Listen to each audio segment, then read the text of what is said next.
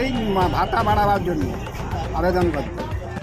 দিদির কাছে পেনশন বাড়ানোর আর্জি জানালো বাংলার দিব্যাঙ্গনরা। বাজেটে রাজ্য সরকার জনমোহিনী কিছু পদক্ষেপ ঘোষণা করেছিলেন, তেমনি বাড়িয়ে দিয়েছেন লক্ষ্মীর ভান্ডার, তপশিলি জাতি উপজাতি সিভিক ভলেন্টিয়ারদের সম্মান ভাতা, সরকারি কর্মচারীদের ডিএ বাড়ানো হয়েছে, কিন্তু প্রতিবন্ধীদের পেনশন বাড়ানো হয়নি। তাই তারা দিদির কাছে পেনশন বাড়ানোর আর্জি জানালো। মুখ্যমন্ত্রীর কাছে তারা বারবার দাবি জানিয়ে এসেছে প্রতিবন্ধীদের পেনশন বাড়ানো হোক, কিন্তু রাজ্য সরকার আর্থিক সংকটের কথা বিভিন্ন সময় বলেছে, জানিয়েছিল কেন্দ্রীয় সরকারের বঞ্চনার কথাও। তার সত্ত্বেও না চাইতে জল দেওয়ার মতো লক্ষ্মীর ভান্ডার, তপশিলীদের পেনশন বাড়ানোয় ক্ষোভ তৈরি হয়েছে দিব্যাঙ্গনদের মধ্যে।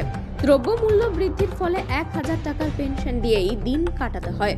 ওষুধপত্র কেনা, তার উপর দৈনিক আয়ের শারীরিক সমস্যার ঘাটতি, সেই জন্য মাসে মাসে পেনশনটা খানিকটা প্রতিবন্ধীদের জীবনে স্বাচ্ছন্দ্য আনে। দীর্ঘ আন্দোলন করে রাজ্যের মন্ত্রী শুভেন্দু বাবুর চেষ্টায় রাজ্য সরকার 2017 সালে 40% ওপর প্রতিবন্ধীদের জন্য মাসে মাসে 1000 টাকা করে মানবিক পেনশন চালু করে। এই পেনশন যাতে বাড়ানো হয়, এই আর্জি নিয়ে আজ পূর্ব মেদিনীপুরের জেলা শাসকের কার্যালয়ের পাশে 41 নম্বর জাতীয় সড়কের ধারে প্রতিবন্ধীরা সমবেত হয়। প্রতিবন্ধীদের দাবি, যেভাবে লক্ষ্মীর ভান্ডার, তপশিলীদের পেনশন, সিভিক পুলিশদের ভাতা বাড়ানো হয়েছে, 100 দিনের কাজের টাকা দিচ্ছেন, তাতে মনে হয় না রাজ্য আর্থিক সংকটের মধ্যে আছে। তাই বাংলার সব দিব্যাঙ্গনদের পেনশন বাড়ানোর জন্য দিদির কাছে আর্জি জানালো দক্ষিণবঙ্গের দিব্যাঙ্গনরা। স্বাক্ষর সংগ্রহ করে দিদির কাছে তাদের আবেদন বার্তা পাঠানো হবে বলে জানালো প্রতিবন্ধীদের উন্নয়ন ও অধিকার রক্ষা সমিতি।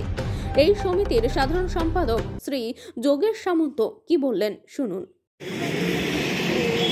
আজ আমরা নিমতৌড়িতে জেলা শাসক কার্যালয়ের পাশেই 41 নম্বর জাতীয় সড়কের ধারে দক্ষিণবঙ্গ জুড়ে প্রায় 7টি জেলার 700-800 প্রতিবন্ধী মানুষ জমায়েত হয়ে স্বাক্ষর সংগ্রহ করলাম। আমাদের একটাই বার্তা, দিদি প্রতিবন্ধী মানুষেরও পেনশনটা বাড়ুক। সবার পেনশন বেড়েছে, নানান প্রকল্পে বেড়েছে, কিন্তু প্রতিবন্ধী মানুষের পেনশনটা সেই যে মানবিক পেনশন 1000 টাকা দিদি করেছিলেন আর বাড়েনি। তাই আমরা দিদির কাছে আবেদন বার্তা জানালাম গণস্বাক্ষরের মধ্য দিয়ে যে দিদি প্রতিবন্ধী মানুষেরও পেনশনটা বাড়ুক। এবং এই কর্মসূচি আমাদের আজকে শুভ সূচনা হলো। পূর্ব মেদিনীপুর থেকে সারা বাংলা জুড়ে আমরা স্বাক্ষর সংগ্রহ করে দিদির কাছে আমাদের আবেদন বার্তা পাঠাবো এবং দিদিকে আমরা বলছি যে দিদি প্রতিবন্ধী মানুষেরও পেনশনটা বাড়ুক, ন্যূনতম 3000 টাকা করার জন্য আমাদের আবেদন।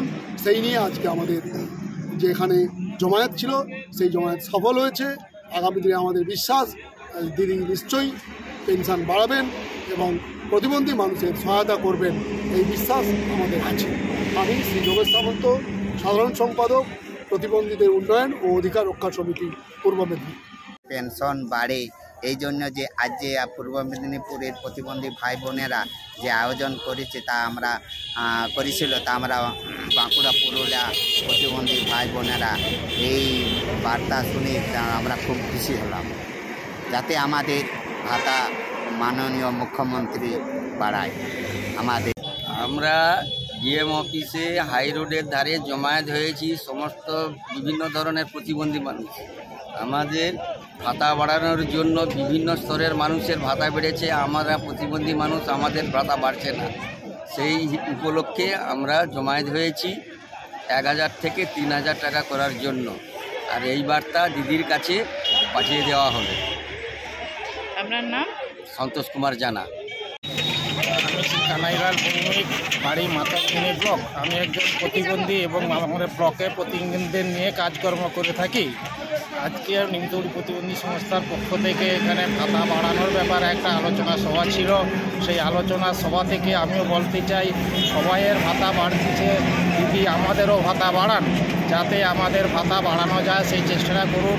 আর প্রতি জেলায় যেন সোহাগ যন্ত্র দেওয়ার একটা গোডাউন তৈরি করা হয়, সেখান থেকে যেন সহজ শর্তে আমরা সোহাগ যন্ত্র পেয়ে যাই।